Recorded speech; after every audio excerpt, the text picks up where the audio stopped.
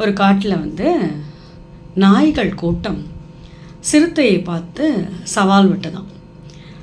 நாய்கள் வந்து எங்களை மாதிரி உன்னால் வேகமாக ஓட முடியுமா, எங்களை எல்லாம் தோற்கடிக்க முடியுமா என்றெல்லாம் ரொம்ப பெருசாக கோவி அழைக்கின்றது. அப்படியே சண்டை போடுறது கூப்பிடுவாங்கல்ல, அந்த மாதிரி. அப்போ சுற்றி நின்று யானை மற்ற விலங்குகள் எல்லாம் வேடிக்கை பார்த்து கொண்டிருக்கின்றது.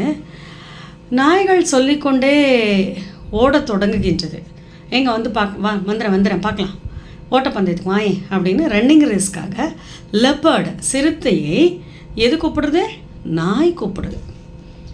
சிறுத்தை அசஞ்சே கொடுக்கல, சிறுத்தை காதுலேயே போட்டுக்கல, அது பாட்டுக்கு உட்காந்துட்ருக்கு. அப்போது பார்க்கின்ற அனைவருக்கும் ஆச்சரியம்.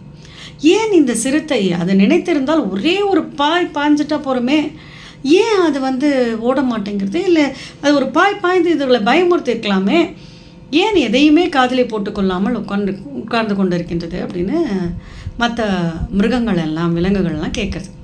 அதுக்கு யானை சொல்லித்தான், சிறுத்தை தனக்கு பசிக்குதுன்னா வேட்டையாட மட்டும்தான் போகும், அதை விட்டு வீணான கேலி பேச்சுக்களோ இல்லை சண்டை சச்சரவோ இல்லை நீ வாய உன்னோட திறமையை காண்பி என்றெல்லாம் கூப்பிட்டால் கூட அது நகராது.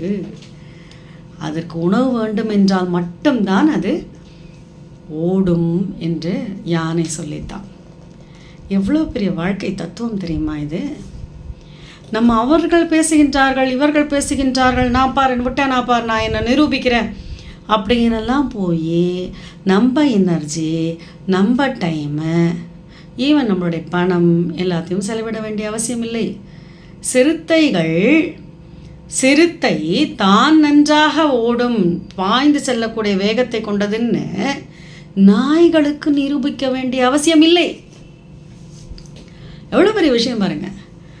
அப்போ நம்ம பர்சனல் லைஃப்பில் நமக்கு ஏதானும் இந்த மாதிரி ஒரு இஷ்யூ வந்ததுன்னா, என்ன சொன்னார்களா, நான் அவர்களை வைத்து கேட்குறேன் பாரு, இவர்களை வைத்து கேட்குறேன் பாரு, தைரியமாக தான் என் முகத்தை பார்த்து சொல்ல அப்படியா இப்படியா தேவையே இல்லை. Just ignore as leopard does. சிறுத்தையை போல் அப்படியே விட்டு தன்னோட வேலையை பார்த்துட்டே இருக்கணும். There is no need to prove yourself. எதுக்கு இந்த மாதிரி அற்பமான பேச்சுக்களுக்கோ, அற்பமான விவாதங்களுக்கோ, அற்பமான பொய் விஷயங்களுக்கோ, நம்மேல் சாற்றப்பட்ட பொய் குற்றத்திற்கோ நாம் நம்மை நிரூபிக்க வேண்டிய அவசியமில்லை. சிறுத்தையை போல இருங்கள்.